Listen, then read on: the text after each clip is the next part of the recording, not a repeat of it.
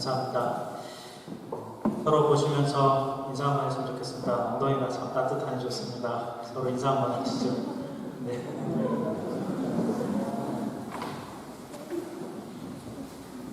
제가 주중에 그 독일교회 회의하면서 이제 해충 자동으로 하는 걸 고쳐가지고 이제 잘 더 따뜻해진 것 같습니다. 앉아있다가 찬양 시간 앉아있다 올라오면 여러분이 부럽습니다. 저도 앉아서 들었으면 좋겠다는 생각이 드네요. 네, 저희는 지금 대림절 기간 보내고 있습니다. 대림절 기간 4주 동안 메시아를 맞이했던 성경의 인물들 그 시리즈를 저희가 듣고 있어요. 오늘날 그를 통해서 오늘날 우리는 어떻게 메시아를 맞이하고 대해야 될지에 대해서 제가 말씀을 통해 들으려고 해요. 지난주에 그 시리즈의 첫 번째로 세례 요한의 이야기를 저희가 나누었는데요. 오늘은 그 두 번째로 예수를 잉태했던 마리아에 대한 이야기를 함께 오늘은 나누려고 합니다. 오늘 본문 26절이 이렇게 시작합니다. 여섯째 달에 천사 가브리엘이 하나님의 보내심을 받아 갈릴리 나사렛이란 동네에 가서 이 천사 가브리엘은 주로 하나님의 말씀을 전했던 그런 천사였습니다. 그러니까 천사 가브리엘이 등장했다는 것은 지금 하나님의 말씀이 전해지고 있는 상황이라는 것이죠. 특별히 26절에서 그 사실을 한 번 더 강조하고 있는데 하나님의 보내심을 받아 이렇게 말씀하고 있어요. 그러니까 26절은 하나님께서 지금 특별히 당신의 계획을 가지고 이 상황을 주도하고 계시고 그리고 하나님의 뜻대로 지금 이 일이 진행되고 있다는 것을 우리에게 말해주고 있습니다. 이 뜻을 전달하기 위해 가브리엘이 찾아간 사람이 바로 갈릴리 나사렛이란 작은 동네에 사는 마리아였습니다. 오늘 본문 27절을 보면 다윗의 자손 요셉이라 하는 사람과 약혼한 처녀에게 이르니 그 처녀의 이름은 마리아라. 27절에서 마리아를 설명하는 두 가지 내용이 나옵니다. 첫 번째는 마리아가 약혼한 상태라는 거예요. 그리고 그녀의 남편이 될 사람은 다윗의 자손 요셉이라고 말합니다. 다윗의 자손이 뭘 의미할까요? 여러분 성경에서 다윗의 자손이라는 표현을 보시면 이런 의미로 이해하시면 됩니다. 하나님의 약속이 성취되고 있다. 이 사무엘하 7장 16절에서 하나님은 다윗에게 내가 너의 후손에게 영원한 왕위를 허락하여 주고 견고하게 하고 보존할 거라고 하나님 약속해 주셨어요. 그러니까 지금 마리아가 다윗의 자손과 약혼했다고 하는 것은 하나님의 아주 오래된 약속이 지금 마리아를 통해 이루어지려고 한다는 것을 말씀하는 거예요.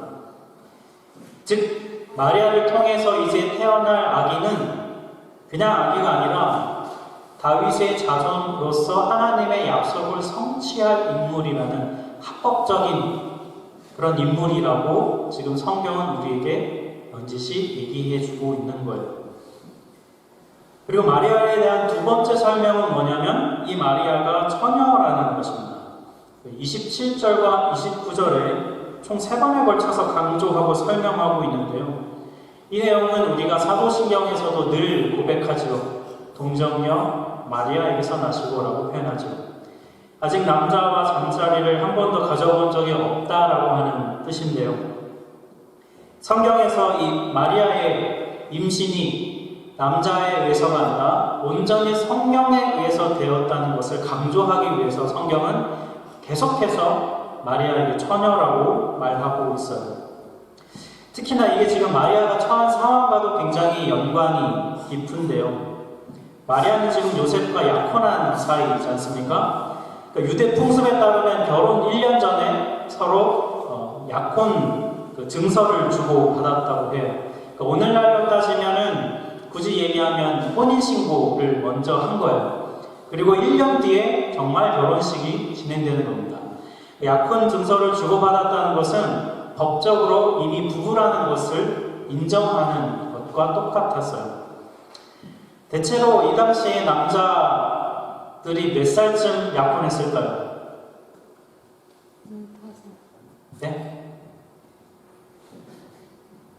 보통 12살 이상이면 가능했다고 하니 13살에서 19살 사이쯤 했다고 해요. 그러면 마리아는 몇 살쯤 됐을까요?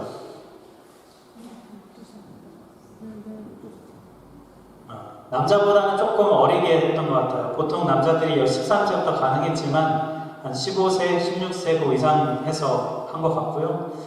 여성들은 거의 13세가 되면 거의 약혼을 많이 진행을 했다고 해요.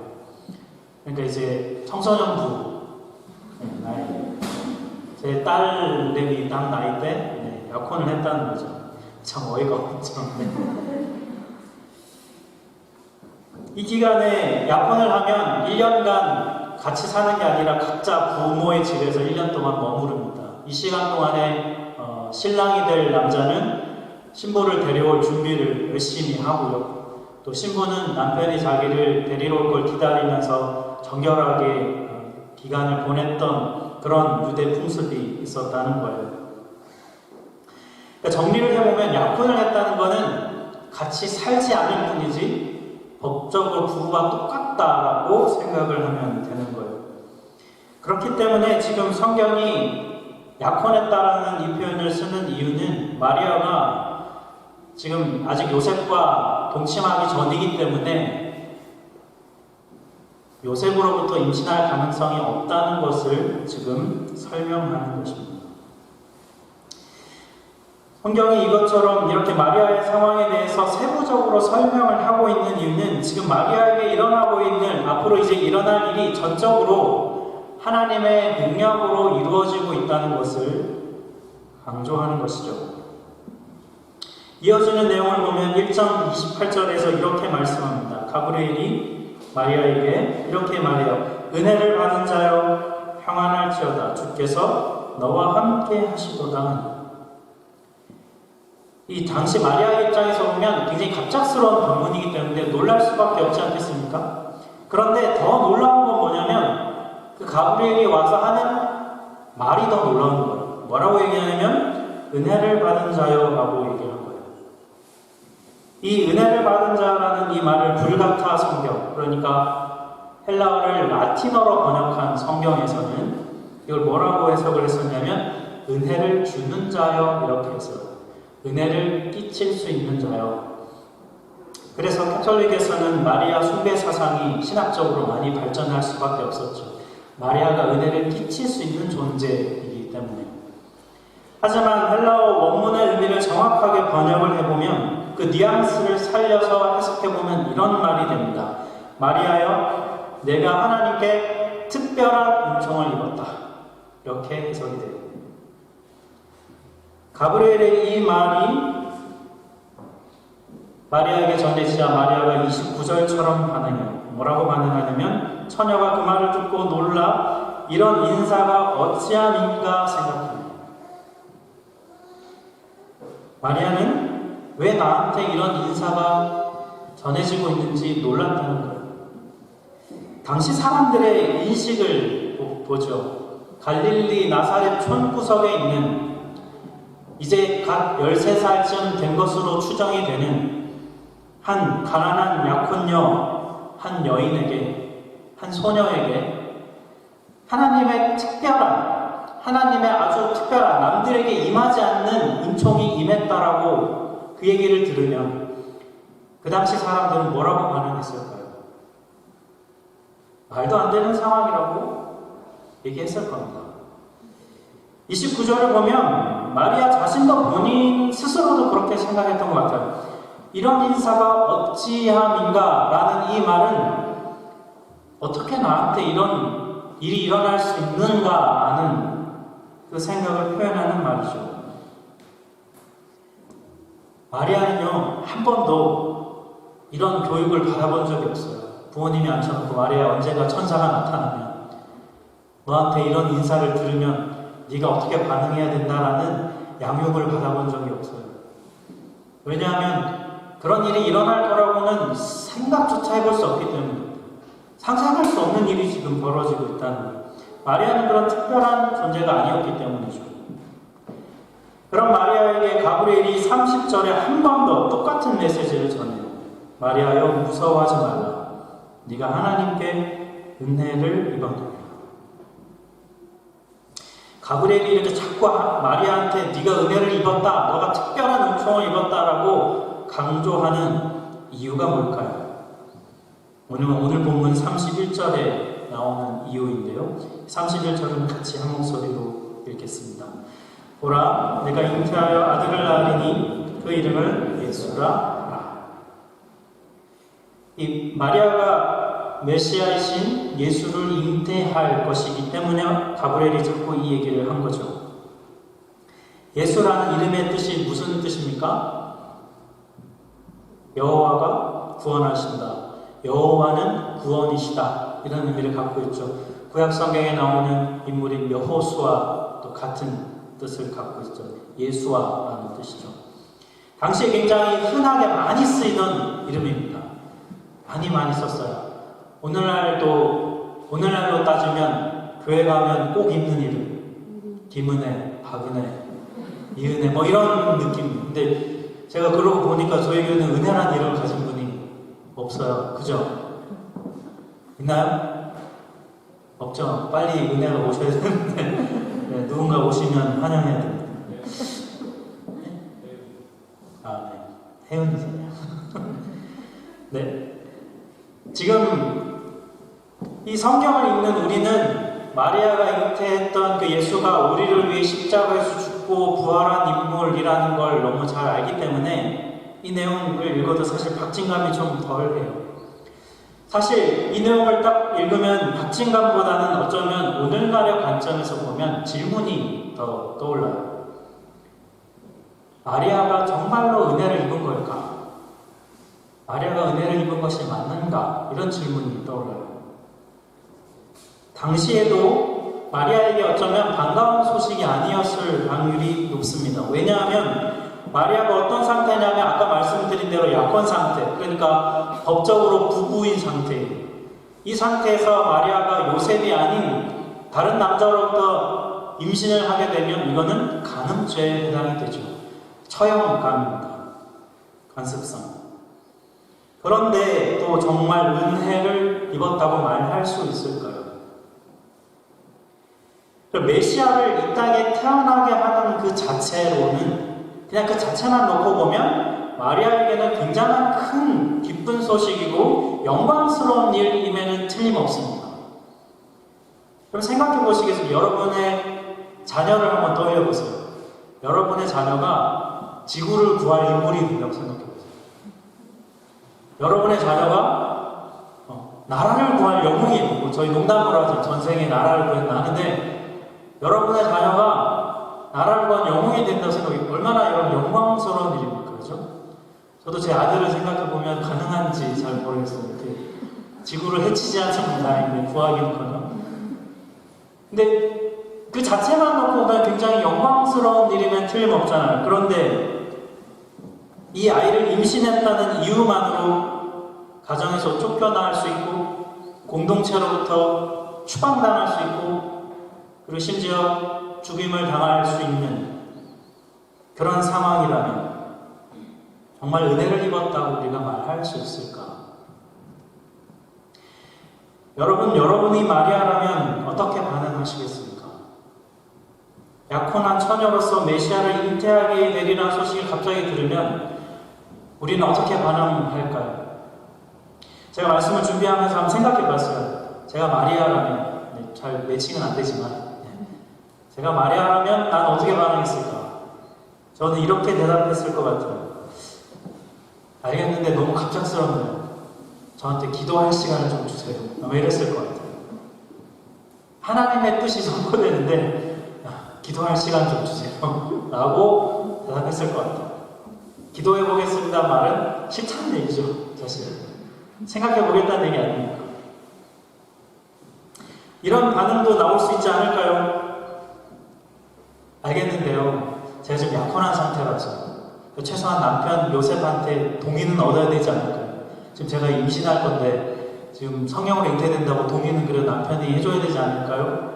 라고 말할 수 있겠죠. 남편에 대한 존중으로. 아니면 좀 센 반응, 이런 반응이 있을 수 있지 않겠습니까? 왜 내 몸인데 함부로 임신시켜요? 라고 말할 수도 있겠죠. 마리아는 어떻게 반응했는가? 오늘 본문 뒤인 38절에 보면 마리아가 이렇게 반응합니다. 주의 여정이오니 말씀대로 내게 이루어지이다. 그리고 역사 속에서요, 교회는 이 마리아의 대답을 정답으로 여겼습니다. 그리고 순종의 대명사로 늘 이야기했어요. 마리아는 심지어 자신 스스로를 종이라고 스스로를 낮추고 그렇게 고백하면서 가브리엘이 전한 하나님의 뜻을 순종하고 그대로 받아들이고 있습니다. 이 마리아의 이 대답을 보면서 이런 생각이 들어요. 아직 13살밖에 안 된 어린 소녀가 과연 제대로 이거 판단하는 게 맞을까? 지금 앞으로 본인에게 무슨 상황이 벌어질지는 알고 지금 그 주의 말씀대로 이루어지다라고 지금 대답하고 있는 걸까? 도대체 마리아는 어떻게 이런 메시지를 곧바로 순종함으로 받아들일 수 있을까? 본문을 붙잡고 묵상하는 과정 속에서 이 이유는 하나밖에 없다는 생각이 들었습니다. 그 이유는 뭐냐면 마리아는 하나님의 능력 앞에 완전히 압도되었기 때문입니다. 누가복음 1장 34절부터 35절을 보면요, 마리아가 가브리엘의 말에 이렇게 반응을 해요. 나는 남자를 알지 못합니다. 이게 무슨 말이냐면 나는 남자와 성관계를 가지고 있지 않으니 어떻게 내가 임신할 수 있습니까? 라는 말이죠. 여기에 대해 천사가 이렇게 대답하죠. 성령이 너에게 임하시고 지극히 높으신 이의 능력이 너를 덮을 거다. 마리아가 이성적으로 올바른 질문을 했습니다. 도저히 일어날 수 없는 일이 일어난다고 얘기하고 있기 때문이죠. 너무 당연한 반응이죠.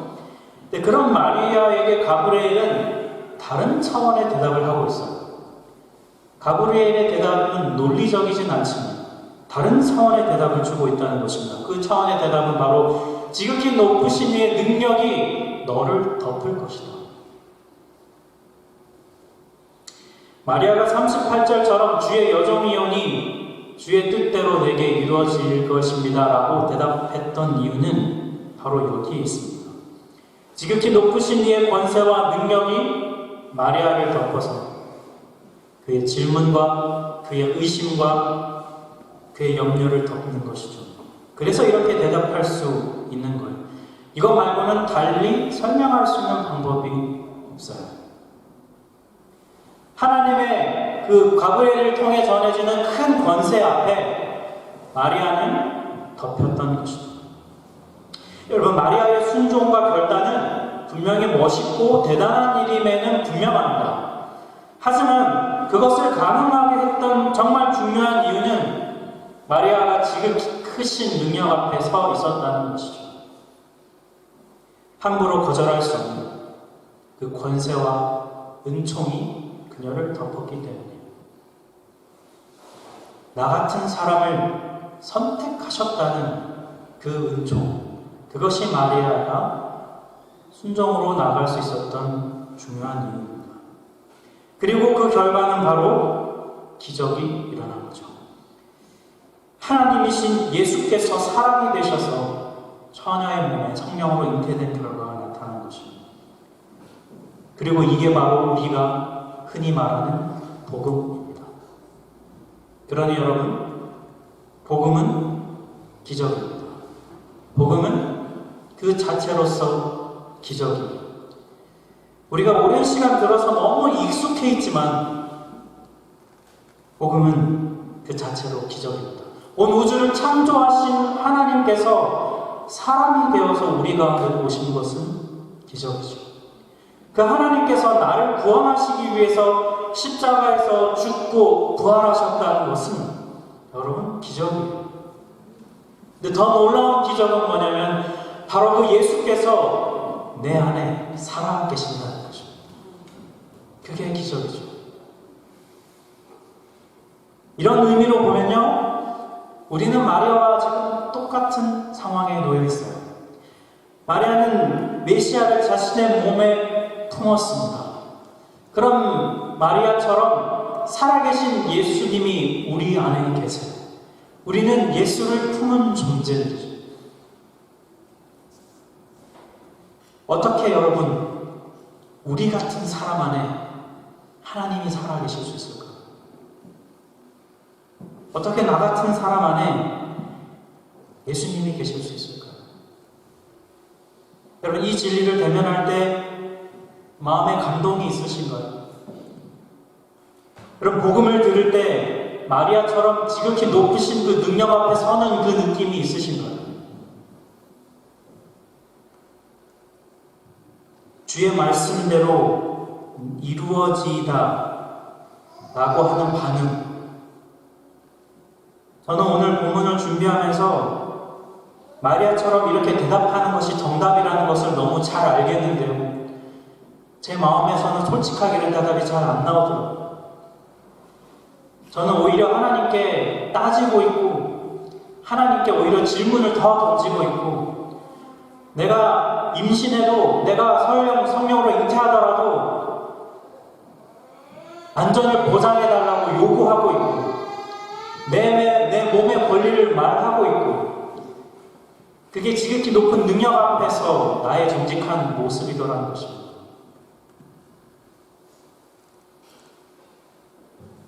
사도 바울 아시죠? 성경에 많은 서신서를 쓴 사도 바울. 그가 서신서 초반에 말은 다르지만 늘 표현하는 표현이 있습니다. 하나님의 은혜로 부르심을 따라 사도된 나 바울. 이게 뭘 얘기하는 거냐면요. 자신 같은 죄인 중에 괴수를 하나님이 선택하셔서 사도로 삼아주셨다는 것입니다. 선택된 특별한 은총이 자신 안에 있다는 것을 바울은 고백하고 있는 거예요. 그렇기 때문에 바울은 어떤 상황에 처했든 간에 그는 끝까지 사도로서의 삶을 고난 속에서도 감당해 가지 않습니까? 여러분, 이 대림절에 예수님이 사람이 되셔서 오셨다는 이 절기를 보내면서 여러분, 우리의 마음에 이 마음이 있습니까? 어떻게 나 같은 사람에게 어떻게 나 같은 사람을 위해 오셨을까? 여러분, 이 마음이 있으세요? 선택된 특별한 은총이 있다는 이 마음을 우리가 가지고 있지 않다면 예수의 오심은 우리에게 복음이 아닐 수 있습니다. 이 가난한 마음, 어떻게 나 같은 사람한테 어떻게 내 안에 예수님이 살아계실 수 있는가라는 이 질문 앞에 우리가 놀라지 않는다면 복음이 정말 나에게 복음인지 돌아보아야 해요. 사랑하는 우리 성도 여러분, 오늘 이 말씀이 대림절이니까 그냥 들어야 하는 그런 말씀으로 듣지 마시기 바라요. 오늘 말씀은 우리에게 이런 질문을 던지고 있습니다. 나에게 복음은 기적인가? 복음은 정녕 나에게 기적이라고 고백되어집니까? 너무 오랜 기간 들어서 너무 당연하고 너무 익숙한 스토리라면 오늘 이 말씀을 통해 복음이 여러분에게 기적이 되는 은혜가 있기를 원합니다. 지금 우리가 사는 세상은 코로나 바이러스로 온통 뒤덮여 있습니다. 이 세상에 마리아를 덮었던 지극히 높으신 이의 능력이 우리를 덮는 은혜가 있기를 원합니다. 그리고 정말 그 능력 앞에서 우리가 이런 고백을 했으면 좋겠어. 어떻게 나 같은 사람을 이런 소식이 어찌인가 라고 말했던 마리아의 고백이 우리의 고백이 되기를 원해요. 그리고 그 마리아의 고백처럼 지극히 높은 능력이 우리를 덮을 때 주의 뜻대로 내게 이루어지리다라고 고백할 수 있는, 결단할 수 있는 우리가 되기를 간절히 원합니다. 우리 같이 찬양하겠습니다.